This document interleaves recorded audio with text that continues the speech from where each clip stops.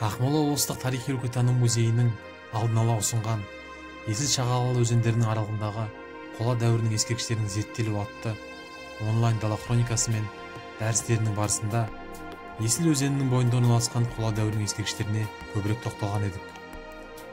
Бұл жобаның заңды жалғасы ретінде осы жолы Зеренді ауданының Шағалалы өзенінің бойында орналасқан ерте темір дәуірінің ескерткіштеріне жататын алтын тау қорымдарының зерттелу жайлы дала хроникамызды ұсынамыз. Есіл өзені кең көсіліп бір қалыпта ағатын болса, ал Шағалалы өзені жыл мезгілдеріне байланысты бірде толастап, бірде тоқырап азайып ағады. Десек те, Шағалалы өзенінің бойынан адамзат баласы пайда болған сәттерден бастап түрлі дәуірдің бірнеше қоныстары мен қорымдарын кездестіруге болады. Осындай қорымдардың бір ретінде 2019 жылы ерте темір дәуірінің Сақ-Скифтік үлгідегі алтын тау қорымдарының қорғандарына зерттеу жұмыстары жүргізілді. Міне алдарыңызда ерте темір дәуірінің қорғандары, бірнеше қорғандар тұр. Бұл ерте темір дәуірінің қорғандары Шағалалы өзенінің оң жағалауында орналасқан алтын тау ескерткіштері деп аталады. Әлі де аршылып зерттелмеген ерте темір дәуірінің ескерткіштері міне. Екіншісі осы жерде бірнеше отыр. Міне алдарыңызда Шағалалы өзенінің бойындағы жасыл алқап, шұрайлы жерлер. Шағалалы өзені бірде толастап, бірде тоқырап азайып ағады. Осындай су мол шұрайлы жерлердің бойында адамзат баласы көптеп қоныстанған, орналасқан. Осындай өзендердің бойынан түрлі дәуірге қатысты ескерткіштерді тауып анықтауға болады.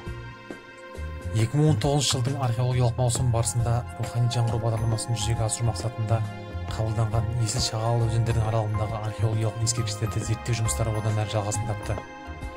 Археологиялық зерттеу экспедициясы Ақмола облысының тарихи-мәдени мұраны қорғау және пайдалану орталығы мемлекеттік коммуналдық мекемесімен бірлесе отырып, шілде айларында жүзеге асырылды. Зерттеу объектісі ретінде алтын тау қорымдарының ішіндегі ең ірі көрнектісі қорғандары таңдап алынды. Бұл қорғанның диаметрі 9 метр болса, биіктігі жарты метрді құрайды. Қорғанның жалпы құрылысы жақсы сақталған, ірі тастармен көмкеріліп, беткі шым қабаттары жақсы шымдалған болып шықты. Сыртқы құрылысына қарағанда өз заманындағы тонау белгілері байқалмады. Қорғанға археологиялық қазба жұмыстарын жүргізу барысында барлық ғылыми әдістемелік талаптарға сәйкес жүргізілді. Шығыс және батыс деп екі бөлікке бөлінді. Аршып тазалау барысында үлкен ірі тастармен көмкерілгендігі байқалды. Қорғанның жалпы құрылысы арнайы миллиметрлік қағаздарға сызылып болғаннан соң жерлеу шұңқырының зерттеуге көштік. Жерлеу шұңқырын зерттеу барысында қоладан жасалған бірнеше құнды жәдігерлер табылды. Олардың ішінде Сақ-Скифтік үлгідегі 3 қалақты және 2 қалақты 5 дана жебенің ұштары, тас ұршық, пышақ қынабының зергерленген қола абоймалары, қамшының қола басы және 1 дана алтын сырға табылды. Табылған барлық жәдігерлердің сақтау белгілері жақсы болып шықты. Табылған 5 жебе ұштары Сақ-Скифтегі жебе ұштары болғандықтан, бұл қорғанда ерте темір дәуіріне тән деп нақты айтуға болады. Шамамен біздің заманымызға дейінгі 8-3 ғасырларды қамтиды. Сонымен қоса бұл жерде нақты сақ жауынгер жерлегендігін көре аламыз. Табылған жәдігерлерге қарағанда бұл жерде ер адам жерленгендігін болжап айтуға болады. Себебі жебе ұштарының көптеп шығуы, қамшының қола басы мен сол жағынан 1 дана алтын сырғаның табылуы ер адамға тиесілі белгілер екендігін көрсетіп берді. Біздің заманымызға дейінгі 1-ші мыңыншы жылдары бүкіл Евразия даласында Сақ-Скиф тайпалар одағы өмір сүрді. Ұшы-қиыры жоқ кең даланы игеріп, әртүрлі патшалықтар бірлестіктерін құрып, күшті жауынгер елге айналды. Оларды батыстағы гректер скифтер десе, Ирандағы парсылықтар сақтар деп атады. Бірақ та осы екі атауы да Евразия даласын жайлаған халықтардың ортақ аты еді.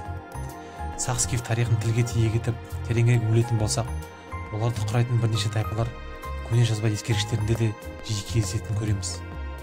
Сарматтар, дайылар, аландар, массагеттер, үйсіндер, исидондар және тағы басқалар. Кезінде осы тайпа бірлестіктері қаласының жерін жайлаған қазақ халқының арғы ата бабалары болып табылады. Міне осындай сақ заман тарихынан сыр шертіп, жарқын қорғандардың бірі ретінде Зеренді ауданының алтынтау қорғандарын айтуға болады. Зерттеу жұмыстары барысында табылған жәдігерлердің барлығы камералдық және лабораториялық өңдеулерден өткеннен соң Ақмола облыстық тарих-өлкетану музейінің ғылыми қорларына табысталды. Табылған жәдігерлерді музей көрмесінің экспозицияларынан тамашалауға болады. Облыстық музейдің осы қабылданған жобасының аясында алтынтау қорымдарын 2021 жылдары археологиялық зерттеу жұмыстарын жалғастыру көзделуде. Назар қойып тыңдағандарыңызға рахмет.